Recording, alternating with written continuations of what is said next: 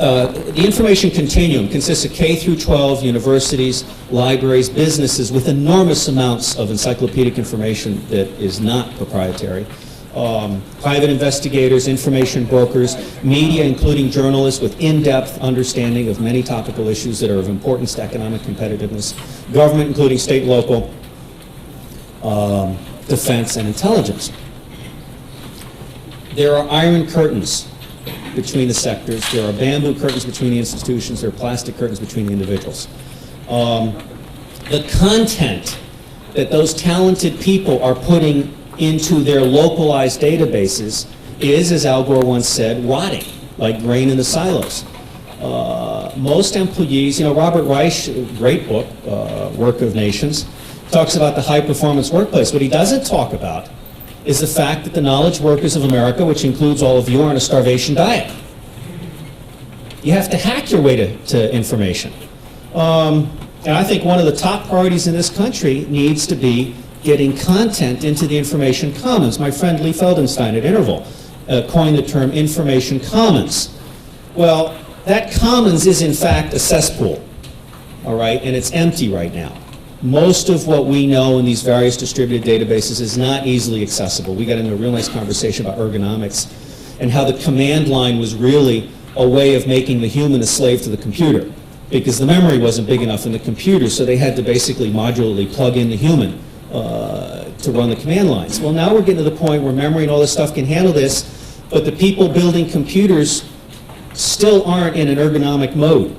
I mean, for instance, there are no piano pedals. I mean, why aren't we using our feet? There's a lot of stuff you could do. And unfortunately, most computers are still being built by the people who grew up during command line times. And lastly, or not lastly, the second, so connectivity, content. Then you have coordination of research and development. This would need some changes in the antitrust laws. I'll give you an example from the intelligence community.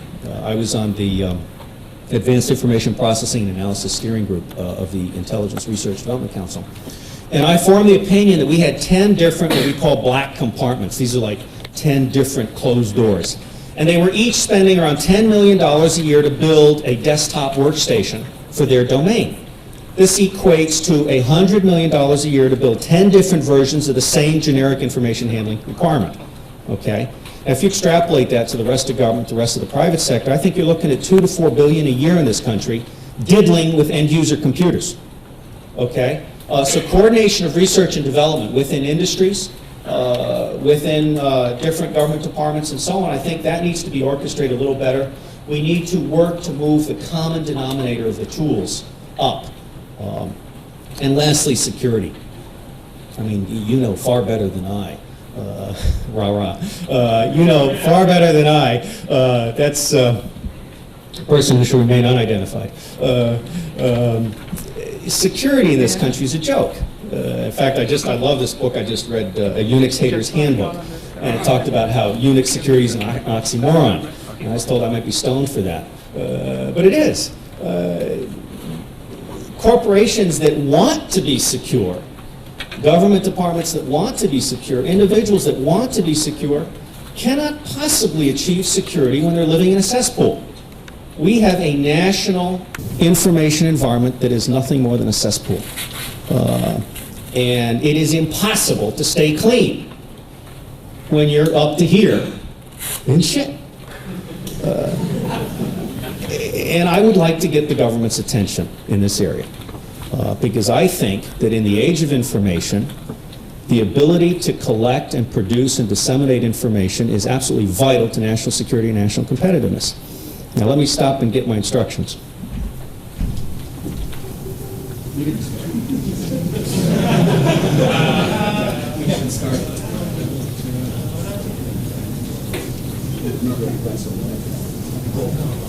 We just had a conversation about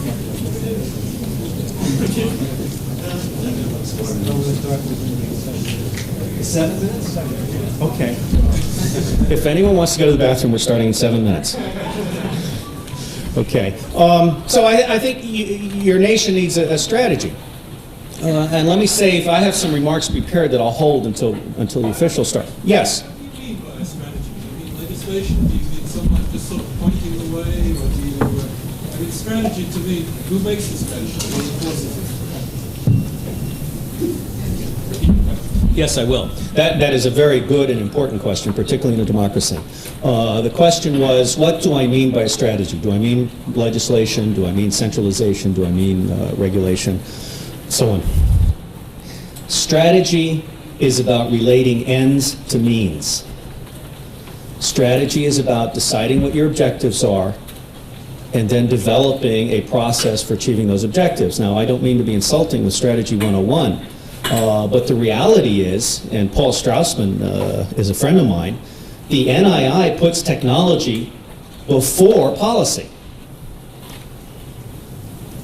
You know, Paul is the former Director of Defense Information, the CIO, former CIO for Xerox. He's written Information Payoff, Business Value of Computers, and I'm reviewing the galleys for his next book, which is great, The Politics of Information Management. As Paul points out, technology simply makes bad management practices worse. You first have to rethink what you're about, what you're doing, and then you have to apply the technology. For me, a strategy means achieving a national consensus on where we want to go as a nation in the age of information. I think legislation is part of it. If you guys like browsing in cyberspace, my server in California is oss.net. Easy to remember, Office of Strategic Services.net. It's actually, I'm OSS Inc. But open source solutions. But very deliberate. You know, I mean, it was, for me, it was a rude shock to figure out that $10 million for a classified computer system didn't stack up very well against $20,000 a year for LexisNexis. I mean, that just blew my mind. I've been a collector of my... What's that? Isn't $10 million a lowball estimate? The Marine Corps is a very austere environment. And we spent $10 million over 5 years to build what we call a sensitive compartmented information capability. If you want to read about it, Toffler's, Heidi and Alvin Toffler's War and Anti-War, the chapter on the future of the spy, is kind of tells that story. And the preceding chapter on the knowledge warriors is kind of about Paul Straussman. It was a very exciting time. And so the legislation that we've drafted, the National Information Strategy Act of 1994, has not yet been read by members. It has been read by staff. It's in its second staff iteration. I'm gradually going to wear these guys down. And I would like to think that if not this year, then next year, we will get a strategy that addresses the 4 C's: connectivity, content, coordination of research and development, and communications and computing security. We're about to have some electronic Chernobyls. You know this better than I. One of the points I was making out there was that hackers, by their brilliance and by their perseverance and stamina and so on, have an inherent ethic. But now a lot of the tools that hackers created are shareware in the hands of idiots and criminals. Okay? This is a problem. And since I know the gentleman from a question he had asked earlier, I know he's concerned about centralization. This is the age of distribution. However, you know, I'm not sure just-in-time order works in the electronic environment.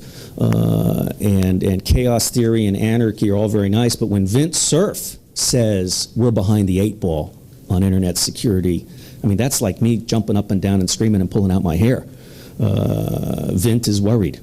That's the president of the Internet Society, for those of you that aren't familiar with him. He and Robert Kahn built that thing.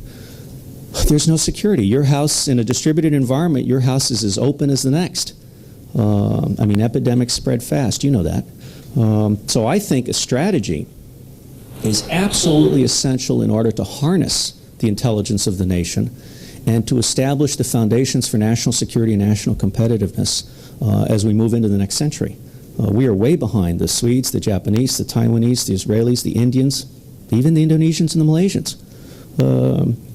We, in terms of having a strategy and exploiting information, steal what you can, buy what you can't, you know, it really is, this is a remarkably stupid country when you get right down to it. What do you mean by a strategy? Are you talking about a set of protocols or a set of... This isn't computer talk. This is political talk. How does a free market country like ours take on a set of political strategies? Well, healthcare is a good example of an attempt to develop a strategy. And let me tell you about the hidden bomb in healthcare. Universal healthcare frees all the slaves. Think about it. Universal healthcare lets all those people now trapped in corporate jobs primarily because of the benefits package, particularly those people with existing disabilities. It allows them to go out as freelancers and not worry about their health and the health of their families. What? You think so? Okay, please.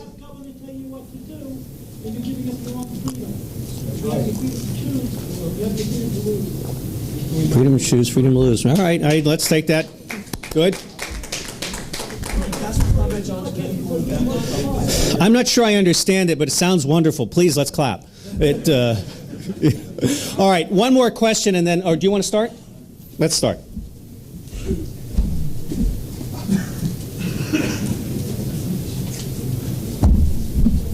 Hi.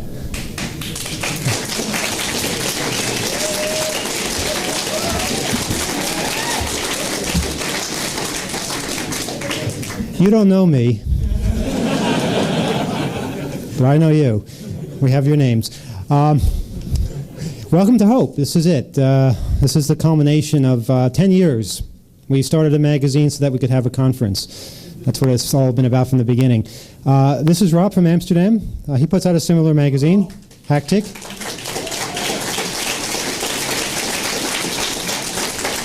And all of what you see inside is the production of people like Rob that are working all night long.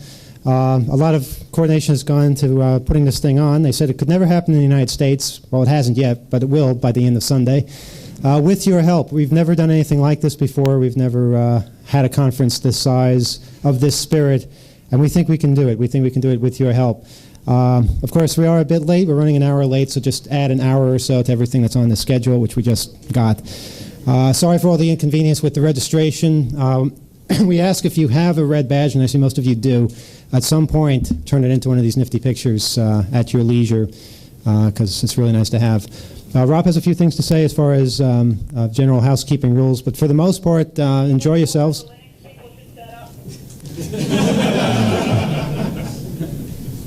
Okay. We'll get back to you. For the most part, just enjoy yourselves, have fun. Don't cause the hotel too much grief. So far, everyone's been really good, and I think we'll make history here, much as we did last year in Holland. Okay, here's Rob.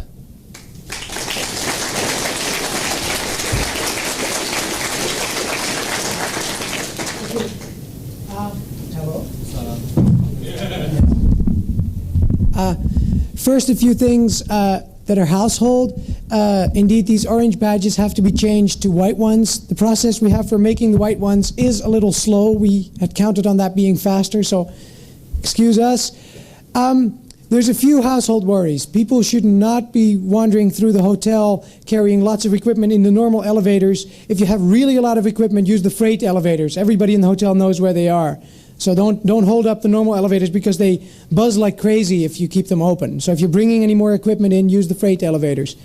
The area behind the toilets, behind the men's toilet, there's a hallway that leads down. Do not go in there. There's nothing interesting there. There's just... It's only empty 9X offices. There's rooms that contain all the air conditioning equipment for this building. You can go out on the roof. There's hallways leading into stairways. That it's nothing interesting, really. No, but what I mean is we can't have people hanging out there because we get kicked out of the hotel. So if you absolutely have to, do it Sunday afternoon, an hour before we have to leave here anyway. That's as far as that. The network, I don't know how many people here, let's do a show of hands here. How many people have brought something that they expect to hook up to coax Ethernet?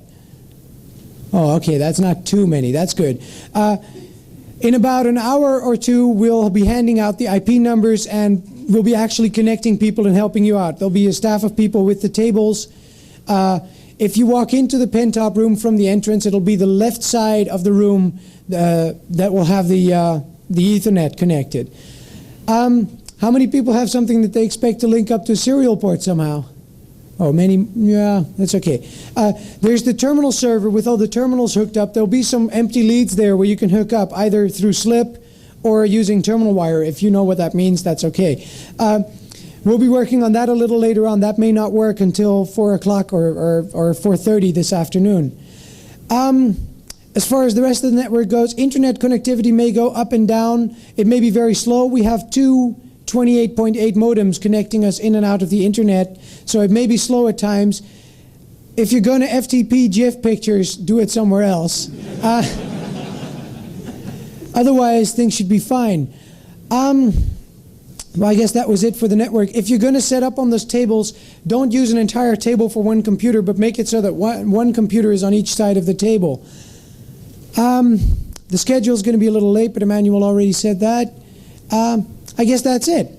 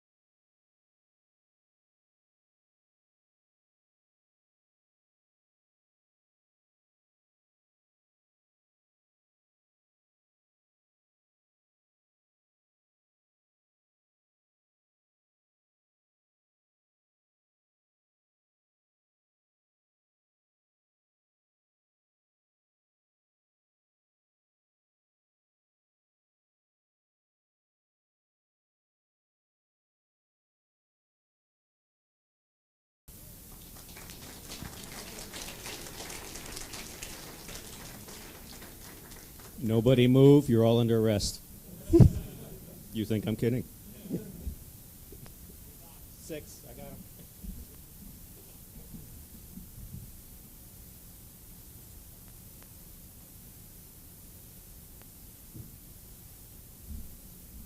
It's kind of scary, isn't it? The good news is the power has shifted to individuals.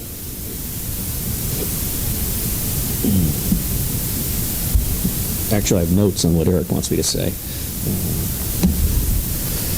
Okay.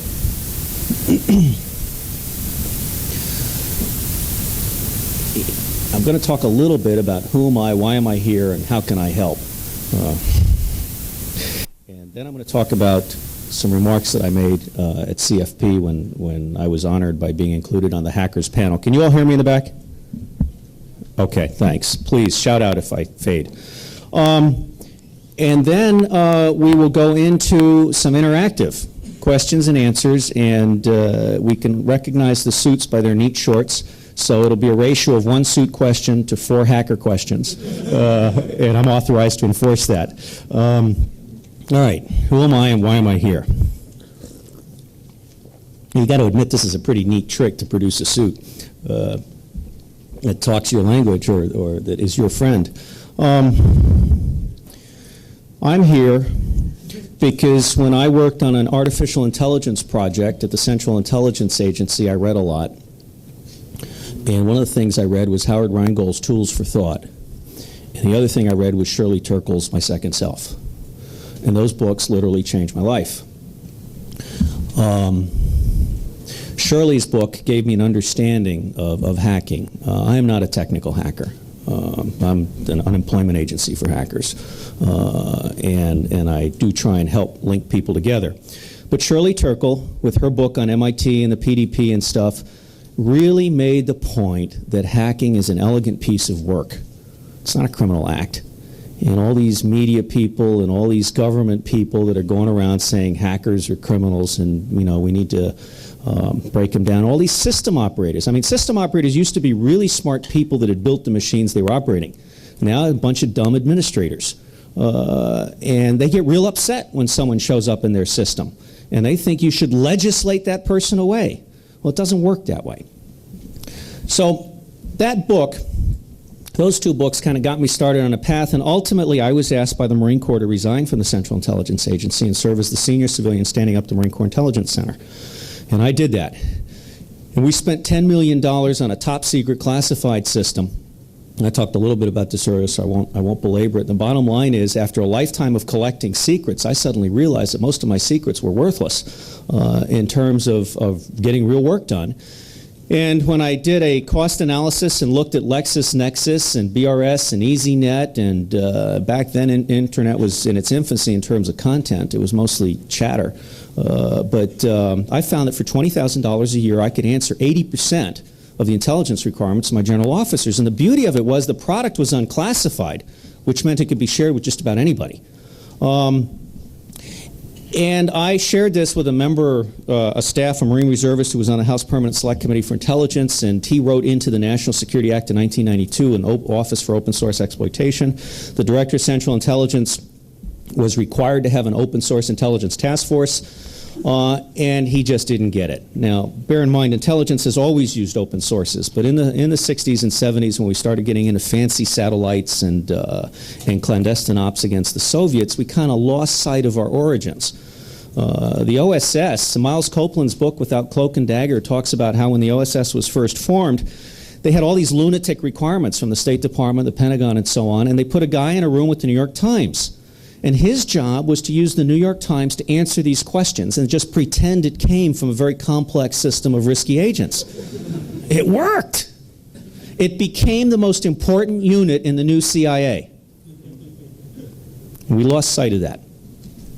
We got too wrapped up in technical collection. We got too wrapped up in denied areas. We forgot the basics. So for me, working for the Marine Corps was a real privilege, and I learned a lot. But Gates just didn't get it. So I asked my general officer, actually asked my SES equivalent, for permission to run an international symposium on my own time to more or less jumpstart the issue of open source intelligence. and I got permission. I met the requirements of SecNav Instruction 5000, which is that you declare your interests, you take no money from the Marine Corps, and your supervisor agrees it's in the best interest of the government. This is where Howard comes in. I tracked him down. I had no idea what a wild man he was. I mean, Tools for Thought is a very sane, rational book, and nowhere in there do you see anything about painted boots and magicians' clothes and stuff like that. But I tracked Howard down. I got him to agree to speak. I pulled together people like Bob Kahn, Jay Keyworth, Science Advisor to the President, Paul Straussman, Admiral Studeman honored us with his presence and made some very sensible remarks. And don't misunderstand me. I am a strong supporter of the intelligence community. I think it needs to maintain its present level of funding. I just think that Jim Woolsey has failed miserably at reinventing intelligence and getting it back to basics. So please, I am not in any way criticizing the intelligence community as a whole. I just think they need to get a life. And come into the modern age. You know, it used to be the intelligence community with its satellites and stuff used to be like an oasis in the desert. But now they built a cement bunker around that oasis, and they don't realize that someone's come along and watered the desert, and all these private sector information capabilities have blossomed. And so their answer to taking advantage of that is to drill a little tiny hole in the cement bunker and stick a straw through it and suck on the internet, okay? And it's going to take them 5 to 10 years to really come up to speed if they continue with that approach. Anyway, to make a long story short, I got Howard there, and Howard's condition for agreeing to speak, outside of a few little things like money, was that I write an article for Whole Earth Review called Ethics, Ecology, Evolution, and Intelligence, an alternate paradigm for national intelligence. The whole idea was to create a citizens' intelligence corps, to put the power in the hands of the people, to allow people to be able to make informed judgments by having access. This includes government bureaucrats that are starved for information. The special assistant to the President of the United States and the National Economic Council told the Open Source Lunch Club that for economic strategy and economic decision-making in the White House, the intelligence community is useless because it's not allowed to look at the automobile industry and so on. And the rest of the government is lousy at the business of intelligence. They don't know how to do collection management and distill products and put them together and get them up into decision memoranda. So what we have is a really dumb government going through the motions along the machine model lines. Anyway, that article subsequently led to my going to Hackers 8.0 and Hackers 9.0, and I know that the management here doesn't recognize the Lake Tahoe hackers. They're the middle-aged guys that are now legal and making money. But that really started me getting to know people. I went out to Europe. Rob was very good to me. I gave a talk there, got to know Emmanuel in the 2600 environment. And in fact, when I started my conference, I started bringing hackers in. And this is one of the points I want to make.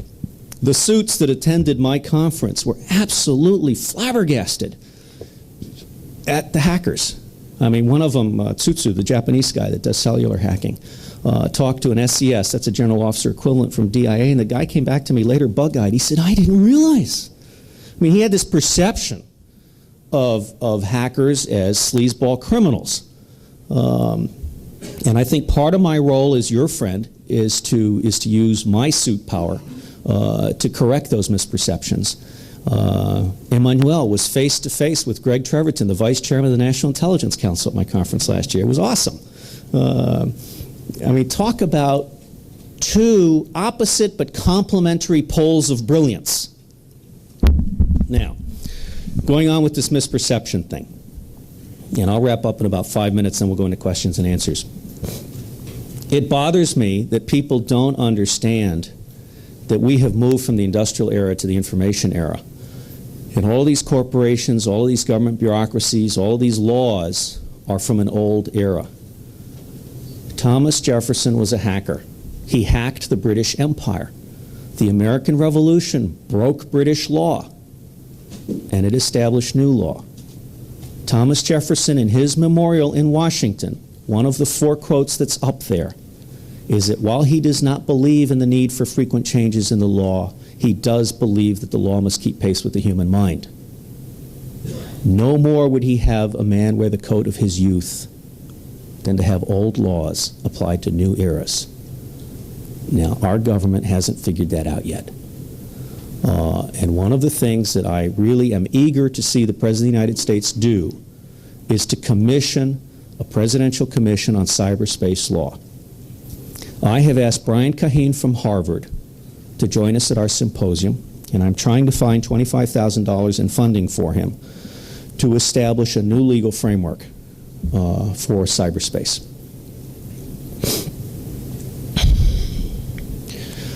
I think one of the other points that the management wanted me to make is that you're not alone.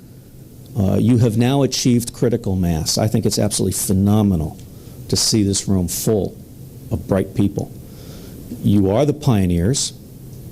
Like the pioneers of the Wild West, you are being crushed by the buffaloes. Bruce Sterling has written a book about it. Buffalo herd in the attack. You are being shot at. You are falling into crevices and dying by the trail. I just talked to Fiber Optic on the phone the other day. If anyone from Echo is here, be warned, I'm competing for his services. And I think that you represent a critical national resource. When the Israelis catch a hacker, they give him a job. I think this conference, I think of every single one of you as legal, law-abiding citizens that has enormous potential to make a contribution to our national security and our national competitiveness, defined in a wholly new way. Defined in a way that recognizes that electronic democracy is about popular intellectual power, and that attempting to encumber that power with mandated encryption systems and things like that is simply not going to fly. And now one final comment on why I am optimistic about your future. Charles Perrow has written a wonderful book called Normal Accidents, Dealing with High-Risk Technologies. He talks about how with simple systems you have single points of failure. They're easy to diagnose. You can fix them rapidly. Complex systems, you have multiple points of failure.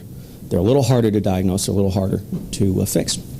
With constellations of complex systems, you get very quickly to catastrophic failure. It's impossible to diagnose.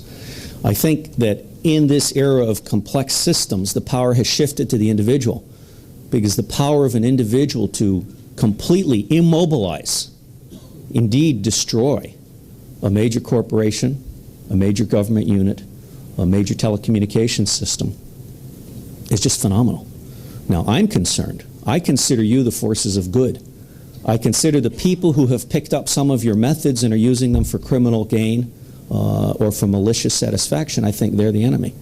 And I would be very encouraged if the people associated with HOPE were available at appropriate salaries to help corporations and help others figure out just how many holes are in their tent. Again, as I said earlier, you cannot have a secure corporation if your nation does not have an overall environment that lends itself to security. With that, let me stop and say that I consider it an enormous privilege to be here. I was going to undress for you. Beneath this this suit is a Hackers 9.0 T-shirt from Lake Tahoe and a pair of shorts. But I do have detractors and enemies, and some of them are in this room, and they would use it against me in Washington. So look for me later in appropriate clothing with this hat. Now, please, what kind of questions have you always wanted to ask the spy? What's the NRO and why did it take so long to figure out who they are and why they spend so much money? And why do intelligence agencies in general have to keep their budgets secret? Okay, that's a two-part question. What's with the NRO and why did it take them so long to kind of get their act together, and why do intelligence agencies have to keep their budget secret? Well, there are a number of senators that agree with you that the budget should not be secret. Part of the reason for secrecy, let me come at it in reverse, part of the reason for secrecy is that how you spend money tells a lot about your sources and methods. The intelligence community essentially consists of the clandestine operations, which is humans handling agents, where you go out and you recruit someone, you persuade them to betray their country or betray their corporation, usually for money. That's what I did. I was very good at it. And I've left that behind me because I realized a lot of it wasn't very useful. Now, I think we need to do that, but I think we need to do it in a much cleverer way. Right now, it's real easy to recognize who the spies are overseas. My personal opinion is that at least 50% of our clandestine assets, if not more, are already known to local liaison, and they're just stringing us along. I personally feel the clandestine service needs to be doubled in size, but it needs to go deep and long. It needs to have a lot more capability. But if you revealed its budget, you would be revealing a lot about how it does business. So I support secrecy in intelligence. Let me also say, Keith Hall, the Deputy Assistant Secretary for Defense for Intelligence, just gave a great speech to the Open Source Lunch Club the other day, and he pointed out that intelligence is about secrets. It's about collecting information which is not available by other means. And he firmly placed open sources in the category of other means. There are some nasty, nasty people out there running out all the way from Libya and Iran. The 4 warrior classes of the future that I talk about are high-tech brutes, low-tech brutes like narco-traffickers and criminals, including you now have a very vicious Vietnamese and Russian criminal gang that's international in scope. Low-tech seers, mobs, Islamic fundamentalism, used improperly. I have nothing against the religion. And then high-tech seers, down to the 13-year-old Pakistani working through U.S. computers that pay his phone bill both ways and coming in and running amok. There's an arms race going on in cyberspace, and we're not competing. So I think secrecy is appropriate for those specific details in the intelligence community. I completely support the community in that, but I think the totality of the budget needs to be known. The other thing that concerns me is that there is a number that is not secret but is not known, and that is how much the U.S. government spends on unclassified information collection, processing, production, and dissemination. You are being ripped off as a taxpayer. I am being ripped off as a taxpayer. The U.S. government is the most inefficient information processing kludge I have ever seen. And that scares the hell out of me because we're in the age of information. Our national competitiveness depends on that. Now, to the NRO. The NRO got its start. I love talking to former members of the NRO. I say, NRO. It just drives them crazy because, they've gone through their whole life. People, when you go into surgery, they send someone in to make sure you don't say NRO while you're under gas. Same thing with CIA and NSA. National Reconnaissance Office. Those are the people that build the satellites that collect images and signals. One of the most positive, constructive things the President of the United States has done in recent months is direct Jim Woolsey to put 1-meter resolution imagery into the private sector. Lockheed and iTech are competing. Now Spot is doing real-time imagery. Okay, they've got a neat little thing here now where they can have their satellite over there and they can bring in this thing on a C-130 and you can see it in real time. That's cool. And what the President recognized, which Jim Woolsey and his deputy directors did not recognize, is that times have changed. We can no longer keep the satellite assembly lines open with that kind of restricted customer base. And the power of American brains and American know-how is going to atrophy unless we start doing these things in the commercial market. And I think that it is a shame that Jim Woolsey was let down by his staff and that he had to be embarrassed by the President with some pushing from George Brown on the Space Committee. By the way, a bona fide hacker, Peter Kennedy, is on that Space Committee as an assigned fellow. Robert Kennedy? Thanks. Robert Kennedy is on that committee. And Robert, this is a good hacker story, hacker in Washington. Woolsey's in there testifying to George Brown, and he's staring straight ahead. He's very angry. And Brown turns around, and Robert's sitting behind him. He says, I'd really love to have that poster that shows all the satellites in space. So Robert ambles out of the room. He calls around town. He finds out that the editor of Aviation Week has one over his wall. He jumps in a taxi, races over there, brings it back, puts it on an easel, and George Brown says to Mr. Woolsey, I direct your attention to the number of satellites in space. Are you telling me we can't allow Lockheed to put another one up? And so Robert, that's making your bones. He really impressed the hell out of those staffers, and that's one small contribution to the progress of this dialogue. Now, the NRO started because we didn't know anything about the Soviet Union. It was a so-called closed society. And it seems to be an American penchant to try and answer hard problems with technology rather than people. And so instead of developing really good legal traveler programs, instead of really putting some effort into debriefing Soviets coming out of the Soviet Union and so on, we built a really gee whiz U-2 followed by satellite. And it took great pictures. The Soviet Union was so important, it took those great pictures day after day after day after day. It didn't take pictures of anywhere else in the world for all practical purposes. And I say this is informed judgment. I was on the Foreign Intelligence Priorities Committee and all those other things. It's nice being the second civilian in Marine Corps intelligence. Basically, the system got perverted, and it became a gee whiz kind of program. It was hiding behind so many closed doors that it wasn't accountable. Now let's get to the NRO office building. I mean, in an era of declining intelligence budgets, in an era when we've just put 1 meter resolution imagery into the private sector, do we really need a 10-building complex? No, this is the last hurrah. It's my personal feeling that the NRO did indeed obfuscate its budgetary things. It hid the building in base. Base is stuff that's been previously approved. New initiatives are things that are coming up for the first time, and ongoing initiatives are things that have been approved but are in their 5-year rollover period.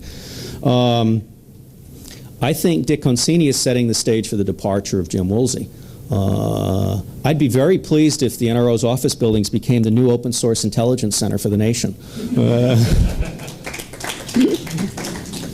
Another question. Yes, sir. Most of your experience is military intelligence complex, but do you really think it's possible? I mean, the military is very good at buying things that kill people. I don't think they're really capable of buying computers, let alone processing the information that rolls through it subsequently. I mean, do you think you're... Well, okay, that's a three-part thing. One is the assumption I'm primarily military intelligence. That's not correct.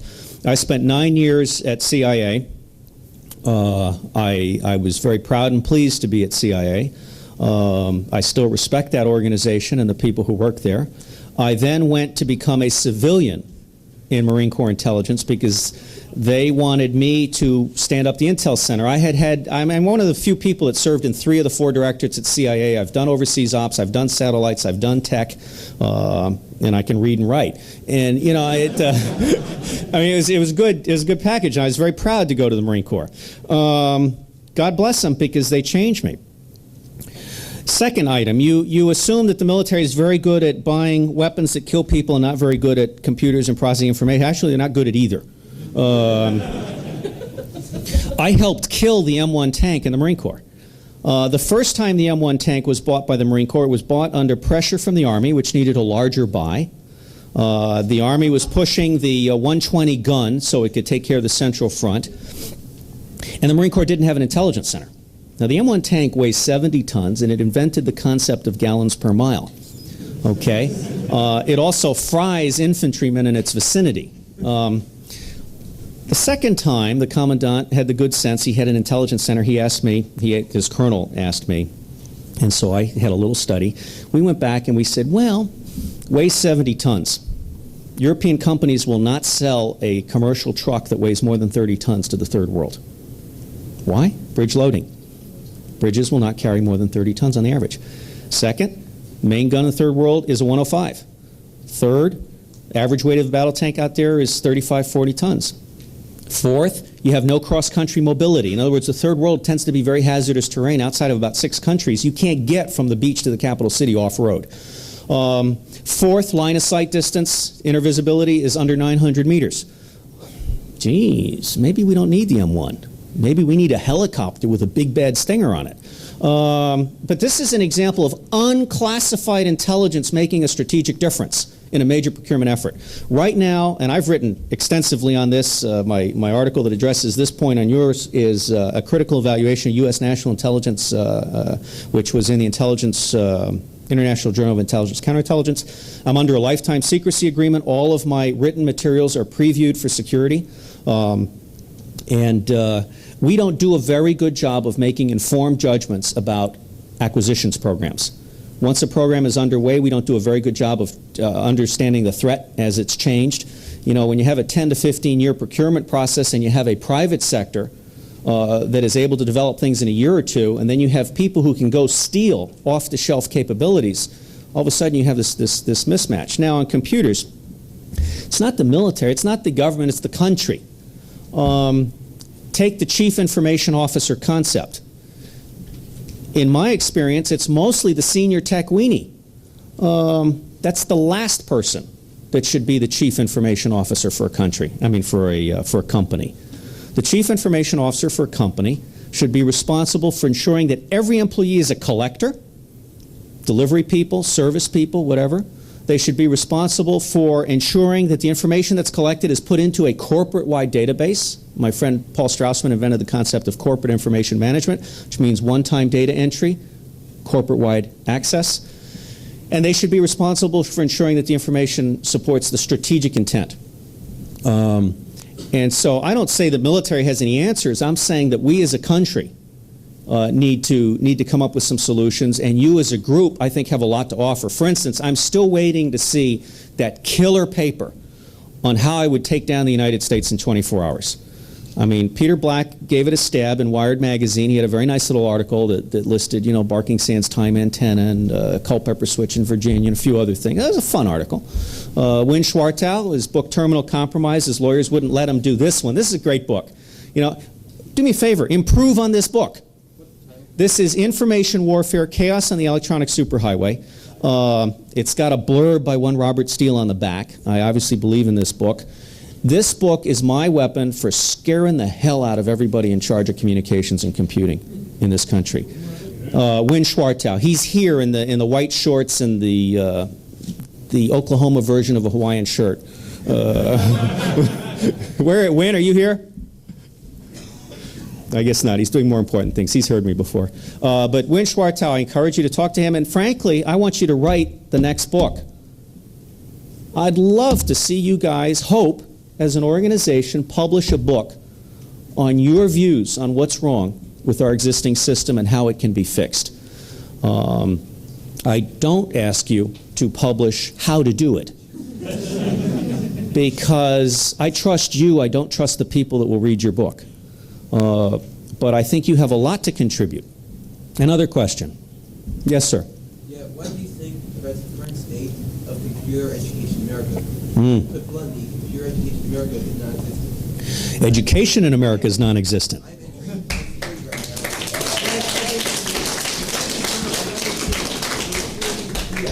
Is that within 1993? The school I've gone to in 1989, in elementary school, contained a Tandy color computer, 2, and intermediate school, there are Macintosh 2s, ancient, and a Commodore 64.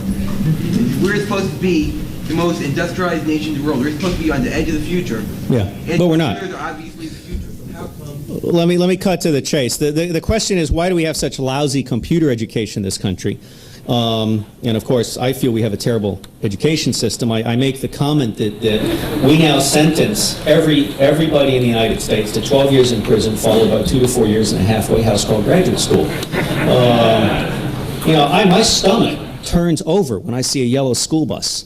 And I'm going to be watching very carefully when my 5-year-old starts school in September. Part of the problem is the education mafia. The teachers, the educational associations, they're in the Stone Age. They do not understand this stuff. Frankly, I would like to think, again, it's very difficult to lead a revolution. It's very difficult to make a revolution, but we're now at a point where you guys represent the new educational system. You're self-taught, you're smart, you're applied, you have unlimited stamina, given an adequate supply of snow cones and other things. And I think you represent a new way of learning. We're in a major transition period. And I think that the kind of self-help that you can provide one another, the kind of coming together of boffs, of birds of a feather, that's going to be an important part of transition. I'm starting to see hackers that were in jail 2 years ago in very productive junior engineering positions. And I think it's one of the purposes of a forum like this, and one of the things that I try and do in my own activities, including my newsletter, is to help people understand that it's what you can do, not whether you have that diploma. Now, having said that, I would also put an expiration date on all diplomas. All right. You guys want me to stop or more questions? More? All right. You, sir, and then in the back. Please stand up. What? Yes, sensitive compartmented information facilities.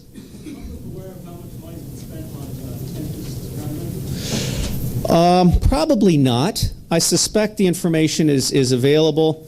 Part of the is the public aware of how much money has been spent on Tempest, which is emissions protection, so that you can't use the Van Eck emissions effect and use one of those $100,000 Radio Shack vans to capture stuff, or whatever you've cooked up.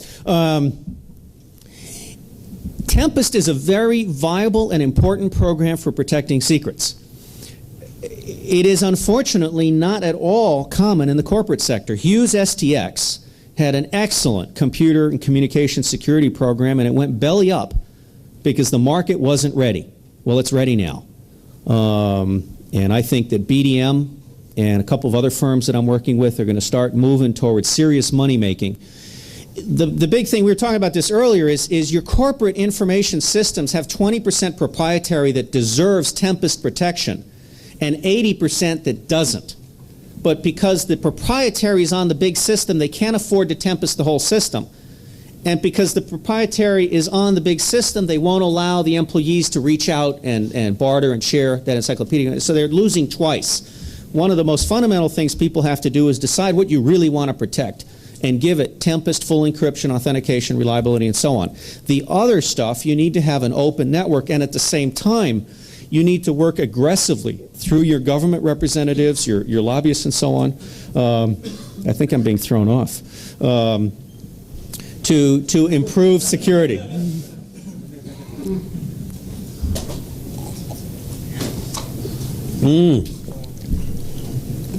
Recognize his face? Yeah, sure. Where is it? You don't know who this is? What do you want me to do? Baron Respect. What? Tell them who it is. We are Kevin Mitnick. You know, Bruce Sterling did not do me a favor, although I'm sure he had good intentions. Wherever you are, Kevin, I have nothing against you. Please do not fuck with my credit account.